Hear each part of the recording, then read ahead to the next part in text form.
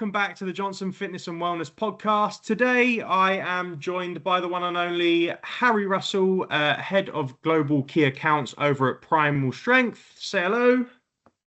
Hi, Jay. Thanks very much for having me on. You are more than welcome, my friend. Thanks for coming on. Right, so let's start off by, could you start off by telling us a bit around your background and how you became involved in designer spaces for fitness and wellness? Yeah, of course. So I've worked in the fitness industry for over 10 years now. I've got a master's in sports engineering from University of Strathclyde, which was like design and production of sports equipment, and played sport all my life. So I finished up uni, went to work for another fitness equipment company where I started off very much in the retail and design of home spaces and smaller commercial spaces. Then started doing some bigger projects out on the road and traveling around the UK a little bit. And basically just as everyone does, career moves forward a little bit, moved companies and took on bigger challenges and roles within sort of commercial sector and key accounts within the UK. And then as of January 1st, 2024, very happy and proud to be part of the Primal family, where I look after all of our key accounts and also all of our international partners. He's a busy man. Yeah, a little bit. I get around a little bit now, which is fun. Constantly on your toes and out and about. Yeah. Perfect. Right. So first kind of question, how have you seen the concept of a home gym evolve in the last few years? Kind of, I like to kind of put this as like post and pre-COVID. Yep. I mean, yeah, actually, post and pre-COVID is probably the best way to describe it. I mean, pre-COVID, a home gym could be anything from a spin bike in your bedroom that 90% of the time was a clothes horse, all the way through to, I mean, home gyms back then, they tended to be, they were just less popular, I would probably say, and there was definitely less of an emphasis put on them. The market was different as well. I would say there was definitely more of a focus within that home gym sector that seemed to be more cardio focused, whereas I think during COVID and post-COVID, we've seen a big swing towards home gyms being focused more around strength training, or definitely providing versatility so people can train in different methods depending on what their goals or potentially even what their family's goals might be. Amazing. So with that, what's kind of your personal philosophy when it comes to designing a fitness space in someone's home?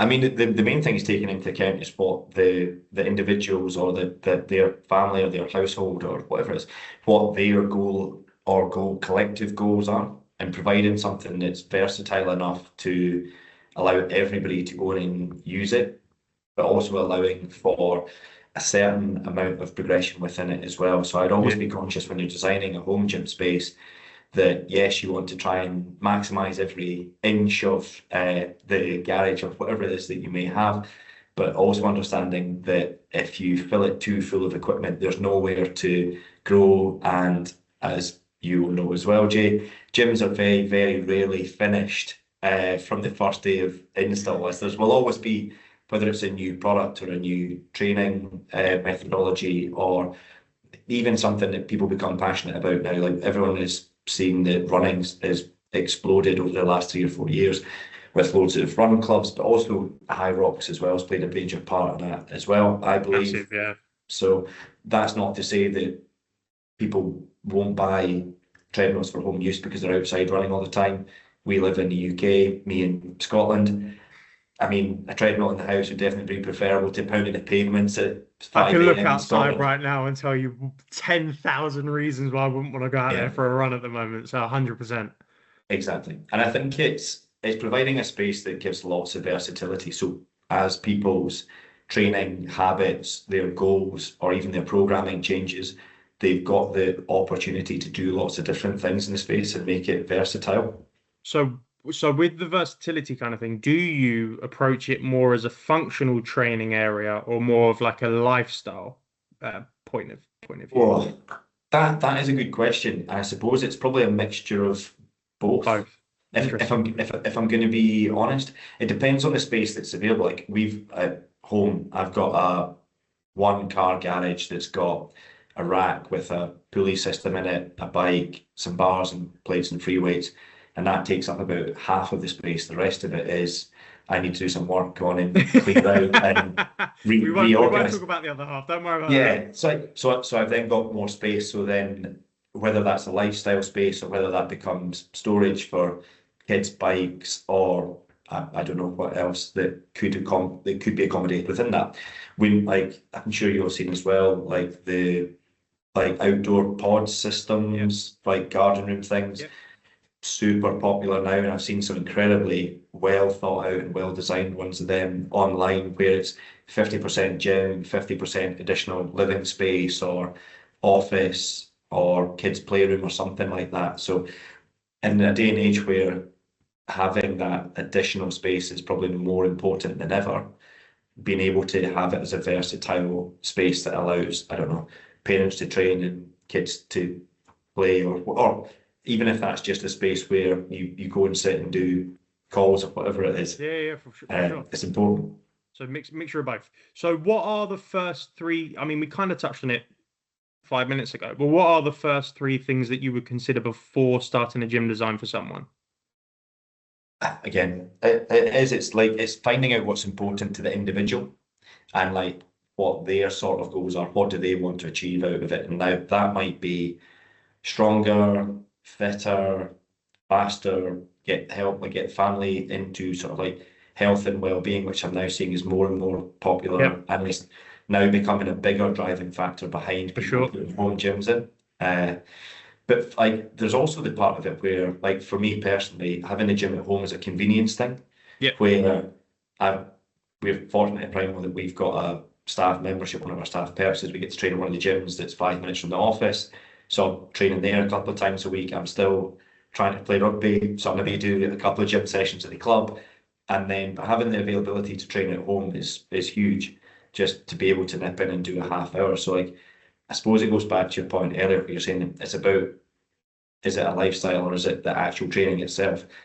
If it gives you more time to do the things you're passionate about, whether that's family, hobbies, work, whatever that Whatever it might might be, be.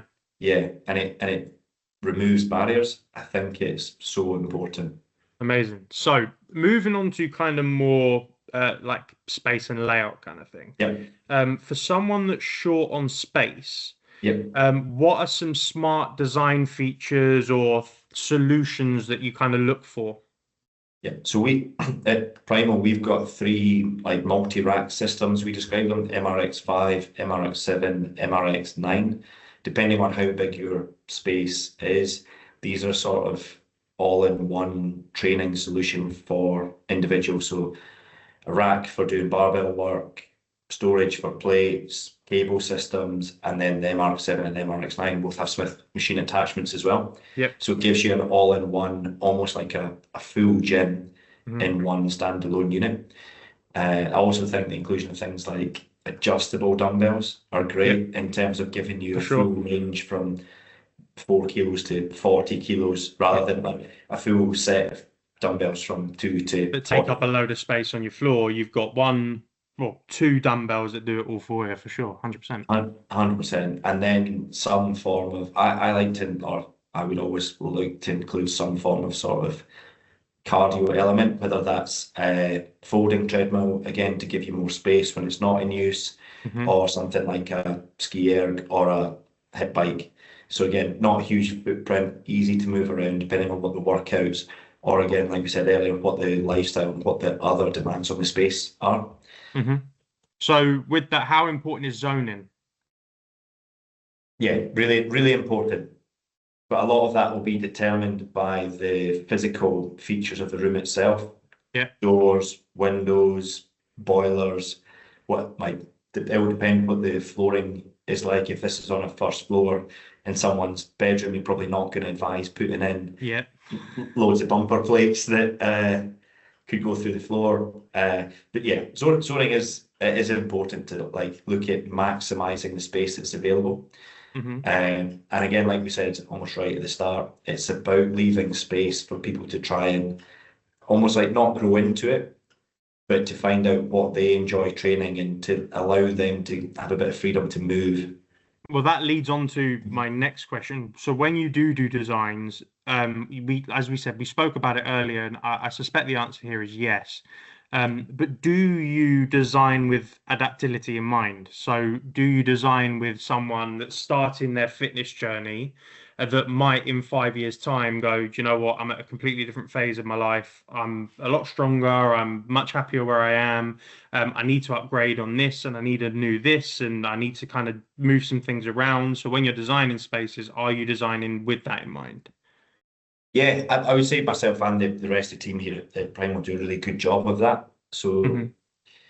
I suppose it depends what the nature of the individual is. If it's someone who's starting off their fitness journey and a home gym Hmm. is the route that they want to go down, then definitely it's about trying to provide enough equipment that they'll be able to do everything that they need to do while allowing them space to try and almost like find what they're passionate about, if that makes sense. Like there'd be no point for someone who's never really trained before or done much strength training before to put in like a Olympic like weightlifting platform and all these bars and discs that takes up Yeah. lots of space. If that's, yes, they might be passionate about it now, but that If it's might not wane in the first few weeks, correct, months, yeah, whatever it is. 100%. Because that's quite a common thing within fitness is I mean, I've done it. We all Yeah, find same. an exercise that we absolutely love doing for three Yep. weeks, and then we realize, oh, actually, I've moved on to the next exercise. So when you're designing that kind of your Yeah. spaces, you're designing with that kind of thing in mind. Definitely. And it's like you say, it's trying to design spaces that people can have opportunities to do different exercises. And the main thing that allows people to do that is just leaving free space. Yeah. Or you could provide them almost, you could provide people with two options. Like this is like day one if you're more strength focused, and then this is a couple of movements of, well, if you rotate the rack 90 degrees and you move your adjustable dumbbells, or you move your bench or whatever it is that you might have, Mm. that will then free up more floor space Hmm. for I don't know, high rock style workouts. Workouts. Yeah. Not many people are doing them in their garage or in their house, but you can I do the bet there are a components. few. Yeah, 100% there will be, but yeah, you could probably do components of it Yeah, of course. within a home gym environment. I mean, I've seen some ridiculous home gyms, so I wouldn't be surprised if people are doing full high rock sessions at home. I mean, my partner, ironically, is she's a bit of a fitness freak, and she on the running thing, so she's like mad in love with running. Yeah. It's a huge thing for her, and she's running the London Marathon, which will Wow. be yeah, which will be amazing. But she is like, I want to do a high rock. She did Tough Mudder a year and a Yeah, half yeah, ago, and she's like, I want to do a high rocks. Want to do a high rocks. I'm like, yeah, just yeah, train for one thing. We don't need yeah, to just worry about the marathon. Then we'll think about yeah, the high yeah, rocks. But it's amazing how quickly stuff like that has come yeah. into it, and that is kind of I've noticed that it's definitely altering the way people are designing their home gyms and the kind of equipment they're bringing into their gyms. I would completely agree with you on that. We're seeing more people training for events or competitions. Yeah, Like if you look at there's High Rocks, there's in the UK alone, there's High Rocks, there's Athex, there's the Gauntlet, there's Proving Grounds, all slightly different, but it's all training for that yeah, like that one day at that one competition, which I actually think is really good in terms of people having like a focus or a yeah, for real sure. goal. But I mean, they want it's then performance-based training It's a rather healthy than place to be. 100%. And it's also then performance based. So it's not like, oh, I need to try and reduce like almost like going back to when this wasn't the fitness industry, it was a weight loss Yeah. industry. When everyone was so driven by, well, I only want to eat 1,500 calories a day, run until I basically can't stand up anymore. Till your legs have gone to jelly. Yeah, for sure. Exactly. So with that, obviously, as I just said, the stuff like high rocks are definitely is like a newer trend. Yeah. What styles are you finding are currently trending within that space? So yeah, it's that sort of functional, which I know is a buzzword, but It's an I, effective buzzword. yeah. it is accurate for the style of training that people are doing. Though we're seeing lots of people now. It's I suppose it would follow more of like a traditional strength and conditioning Mhm. program that would be used within pro sports. So you've got maybe like one big complex movement, whether that's back squats, deadlift, bench press, or potentially overhead press, and then two or three sort of supersets or supplementary exercises, and then some sort of almost like hit finisher at the end. Yeah. Get your heart rate up, get a sweat on, uh, and get that general fight cardiovascular fitness in there as well. So we are seeing a lot of that. That's almost like from a programming side. I've been more aware of that. In terms of we're seeing lots of people buying the weights that they require. So like for a high rocks event, so people will buy the kettlebells. They'll buy a pair of 16 kg kettlebells, or they'll buy a pair of 24 kg kettlebells, Mm. and they'll buy the sandbags that they need the right weight for. Yeah, So yeah, they're using the equipment. They're actually like not doing simulations, but they're using the equipment that they'll use or similar equipment to what they'll use at their actual events. So they know what it feels like. They've yeah. got a feel for all these things. They're not just turning up. Familiarize themselves with it all and kind of fascinating. Okay. So moving on to kind of a different side of the home space we haven't quite discussed, and you'll Yep, definitely be familiar with it because it's the same within the commercial sector as the space as well. yep. How do you use materials, lightings, textures, that kind of stuff to influence people's motivation, their calmness, how they train? I think that's huge, and it's probably more important now within this I would agree. home gym, yeah, within this like home gym consumer market. Whereas, like we said right at the start of the podcast, it would have been a folding treadmill in a spare bedroom or a Yeah, spin bike in a bedroom that didn't really get used because it doesn't then become an appealing space to go and of train course out not. of. It becomes a Whereas chore.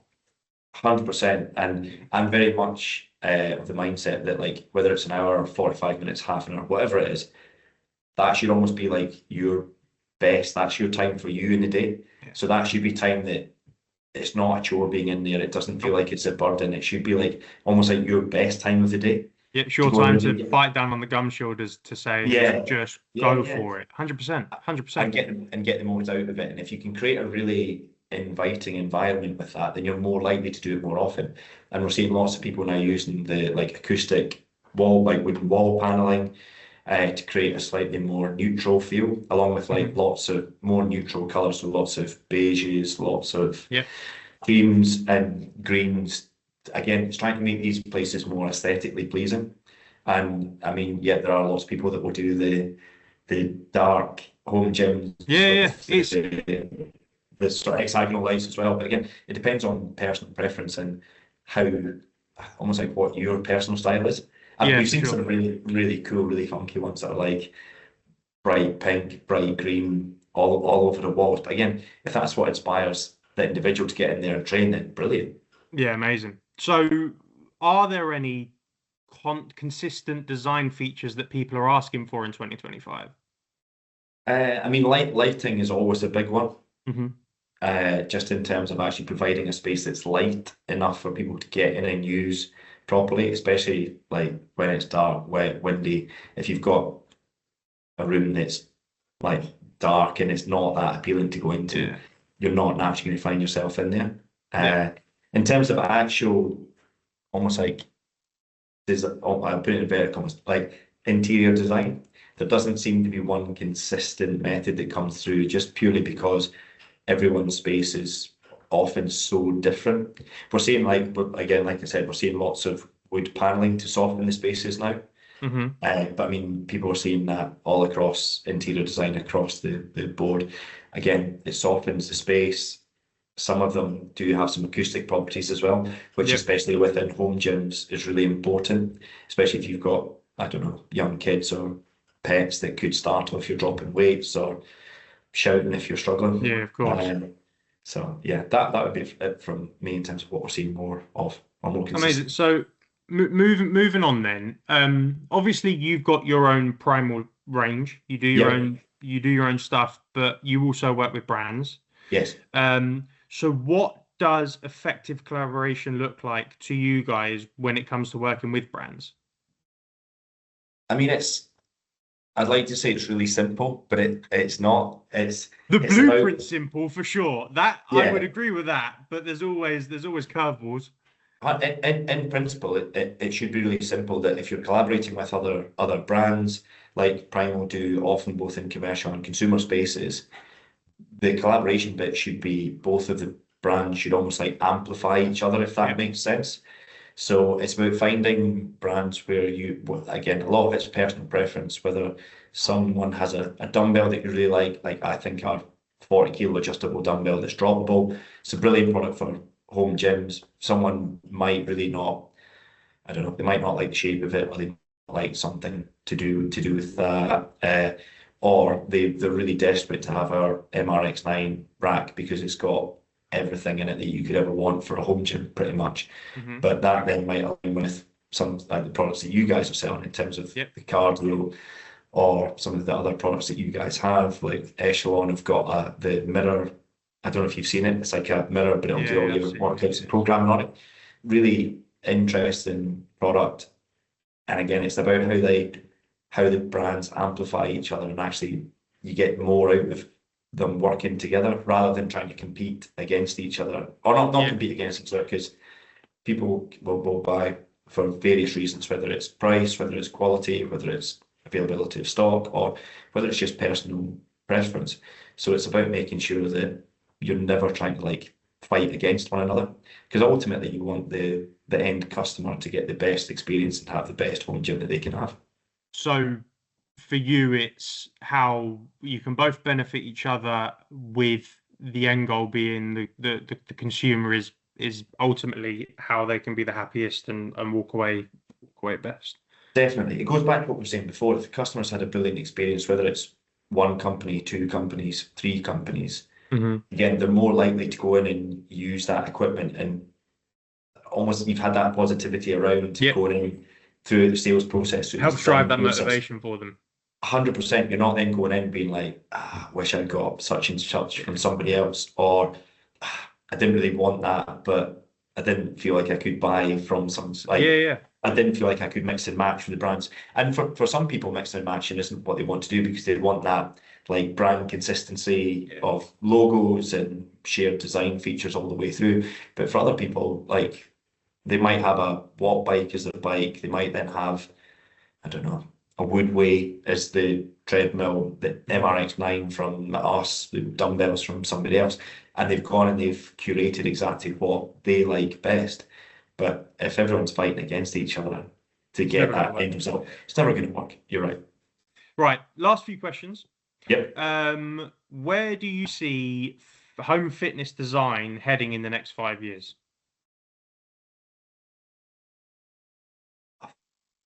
Big question. I think it's going to become. I think it's going to become more prevalent. I Yep, think it's I going to agree. become a bigger thing, especially in like for new build like home developers. Yep, I again, I think agree. this is great. I think we'll see more like standard offerings being like rather than you can pick your kitchen, you can pick your bathroom finishes, you can pick this. I mean it'd be really cool if we got to the point where it was then like, do you want your single garage or double garage fitted out with a gym in it, or do you want us to even just floor it? And here's some ideas. So I see home fitness becoming. I think if anything, it's going to continue to go in that upward trend as more people are continuing to get into health and fitness. We've seen the penetration rates across the UK increase. More people will be training, and the convenience of training at home. I don't think it will detract from people going and still using It's gyms. growing at such a rate that it's exponential. I just yeah, I would agree with everything you said. I don't see a world in which it doesn't continue to grow. And especially within like, yes, we're talking about almost 90% of our conversation now has been about physical products. We've Yeah. not even touched on like that digital Oh, space yeah. that again is going through the roof. Like, and I think it's that digital piece allows people to form like look at MyZone and the communities that you can form Yeah. within certain training modalities. But also like the tech, so long as it's amplifying and it's adding value to physically exercising, then I Hmm. think that will only improve and it will only increase the number of people that are looking at or considering whether it's a full home gym or whether it's just a few bits and pieces to keep them ticking over. And again, that convenience bit that we talked about, whether it's just a, I don't know, a set of resistance bands and a walking pad that goes in your living room. Yeah, If it's something that's getting people doing more exercise, I think it's a win for everybody. 100%. Right. Last question. Yep. Fun one. Yeah. If budget and space was no issue, you've won the Euro Millions, you've moved to the Yeah. south of France, you're up in the Alps or wherever you've gone, Sounds budget and sounds space is good. no issue at all. Yeah. What would your ideal home gym look like?